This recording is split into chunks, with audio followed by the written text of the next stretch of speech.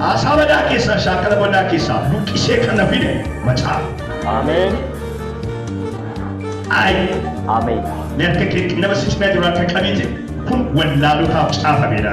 Kun wallalu ta tsafa. Akasi gale te fuda dueda. Akasi gale te fuda. Akabe tutilalla beda. Akabe. Mara jana sa fatwa sukai. Bukan sana kisa dua sana kisa siul kisa. Asabada kisa shakala boda kisa lukise kana fide macha. Amen. Ay. Amen. Net ke nama sisme dura ta kamite kun wallalu ta tsafa beda. Kun wallalu ta tsafa. Amen. Kun endo fomit. Ana sisa wallala na macha ni tsafa beda. Dendetti nama beekumsi nama asa nama nu geddaru. Isa kanaaf macaafni kun nuyi warra dhuma barichaa jala ga'eef caafamedha. Barumsa akka nuuf ta'uuf caafame. Kanaafis namni dhaabbatee waan jirutti fakkaatu akka hin kufne maal godhu? Namni dhaabbatee waan jiru ofitti fakkaatu akka hin kufne maal ta'u? Furri qulqulluun warra jirra jedhanii shakka. Jiraan, gaa'eeraan, beekeeraan, guuttadeeraan, darbeeraan, jaallatameeraan warra jedhan irraa kutaamuu shakkii qaba. Jirra warra jedhan, dhaabbanneerra warra jedhan, ilkaanitti buqqifannee miti guddannee matiirra dhuftee warra jedhan. Ani mee bara adda waldaa hundeessee dhufe warra jedhan. Manni barumsaan ani seenee baranne warri hin jiru warra jedhan. Ani mee gaafan dhaabbannee lallabu kadhadhu namichi saamisi gaata warra jedhan. Akka hin kufne isaan akka hin kufne akka isaan of eeggatanii dhaabbannee utoo jedhan, jira utoo jedhan, amaneera utoo jedhan, animoo utoo hin gaggeessu utoo jedhan, utoo hin raaju utoo jedhan, utoo halkanii guyyaa kadhadhu utoo jedhanu akka hin kufne akka isaan of eeggatan. Barichi dhufaa jiru kun waan isa dhaabbanne jedhu akka inni dhaabbanne isa godhu, waan isa jira jedhu akka inni jiraanne isa godhu, waan isa mul'adde jedhu akka inni dhokatu isa godhutu waan ulfaataaf dhufaa jira waan ta'eef irraa baradhaa jedha. Macaafni dubbiftanii qo'attanii deemtanii barbaaddanii riisarchi gootanii ittiin bara bituu dandeessan yoo kana malee. Gaaf tokko butamtee mirga Waaqayyoo akka lideessu humna akkasii kennu wangeela jedha. Gidiraan ammachaa'e, ari'atamuun ammachaa'e, dhibbinni ammachaa'e.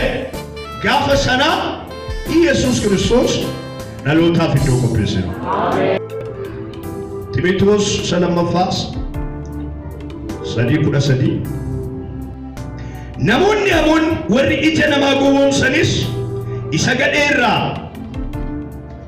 gara isaa caala gadheetti gadi na deemu. Namooti hin wallaalchisu, ofii isaaniitis hin wallaalchifamu. Ati garuu isa barsiifamte, cimsitees itti amante sana eenyu fa'irraa akka barte waan beektuuf isatti qabamii lakkoofsi 13 kan si ragaa. Namoonni hamoon warri ija namaa gowwoomsanii isa gadhee irraa gara isa gadheetti gadi ina deemu. Isa gadhee irraa gara isa kamitti? Isa gadheetti.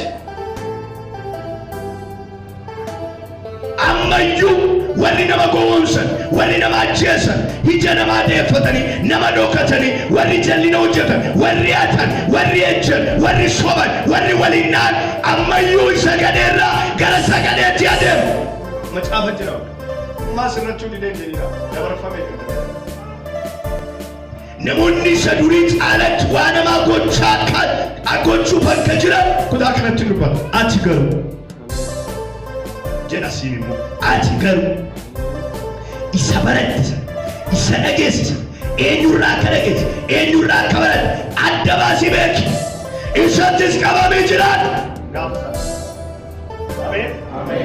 Igaafa sana jallinni baay'ate hammina isaatti bufe hittumaa namichi sirraa ulide isheen sirraa ulide jallinni isheetti bufe nagaa du dhoowwite boqonnaa du dhoowwe karaa baanee gadu dhabne siin galchiin.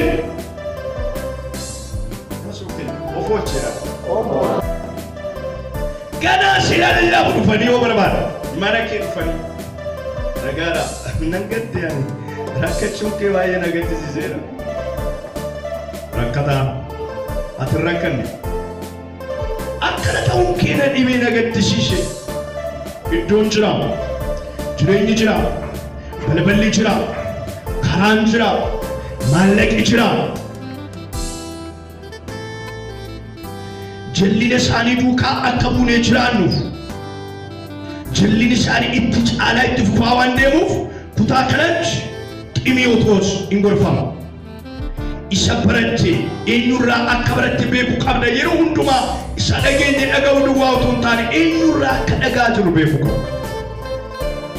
Barri isin irratti hin hojjetin. Galanni gooftaa keenyaaf haa ta'u.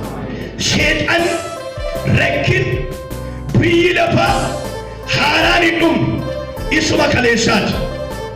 Jira haaraan rakkinni kaleessa jira. Seexanni kaleessa jira.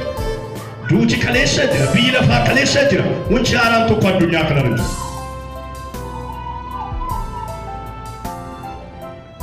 Waaqayyo anaaf isin keessa hafuura waareessu nu keessa kaa'eera. Gaafa akkana isinii jedhu sodaachuu hin qabu. Raafamuu hin qabu. Amantii keenya, hafuura keenya, qulqullummaa keenya, qajeelummaa keenya Waaqayyoon dhaga'uudhaan gara isaatti siquudhaan bara bituun hin danda'amu. Macaafni keenya akka isaan caaffata qulqullaa beekuu dhiisuu isaaniitiin wallaalota ta'anii karicharraa dhugicharraa jireenyicharraa maqanii. Aniif isin immoo macaafa qulqulluu beekuudhaan wallaalota miti beektota taane. Beekumsi Yesuusin beekuudha. Beekumsi karaa jireenyaa beekuudha. Beekumsi akkatti Waaqayyo wajjin jiraatan beekuudha. Beekumsi humna Waaqayyo Abbaa waaqummaa Waaqayyo sirriitti beekanii fuula isaatti kufanii isaaf jiraachuu isa ofirratti moosisu beekumsi caalu hin jiru. Gooftaan bartootatti beeku. Biyya lafaarra jirtu rakkina qabdu ani biyya lafaa maal godheera? Abeet akkam namatti tola. Otoo Yesuus biyya lafaarra jirtu rakkina qabdu jedhee nama aduuti. Kun nagaa nama dhoo. Rakkina biyya lafaarra jirtu jedhee rakkina qabdu jedhee irra qabdu jedhee ishee akkamitti jiraata maree nama jechisiisa. Inni akka jireenyi ani maal ta'eera jedhe. Mallattoo barichaa dhukkuba barichaa alanummaa isaa xuraa'ummaa isaa jireenya gadhiisisaa. Tuffinni Waaqayyoof qabu, tuffinni dubbii Waaqayyoof qabu, tuffinni mana qulqullummaa Waaqayyoof qabu sirratti argamu. Warri barri irratti mooy Waaqayyoon tuffatu, namoota Waaqayyoo sin tuffatu yeroo hundumaa isaan malee guddaan hin jiru.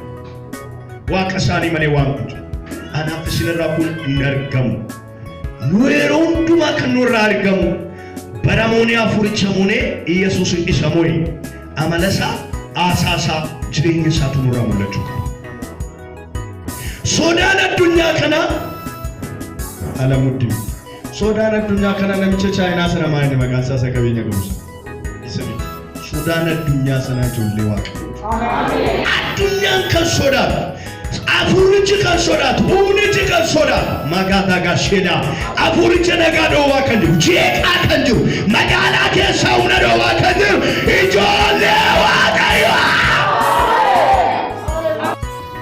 Akkamiin ammeenya barichaa mo'uu dandeenya?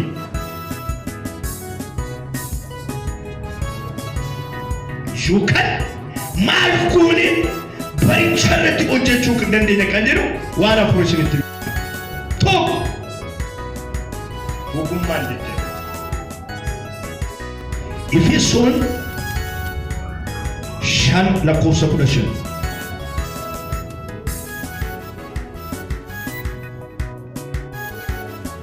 Egaa akkamitti deddeebitan? Attamitti akka deddeebitan aliinaa laalladhaa. Akka warra ogeessotaatti malee akka warra ogeessotan ta'initti akkamiin akka deddeebitan aliinaa laalladhaa. Akka warra ogeessotaatti malee akka warra ogeessa hin ta'initti hin jiraatinaa. Macaafni keenya isin wallaalota hin ta'inaa.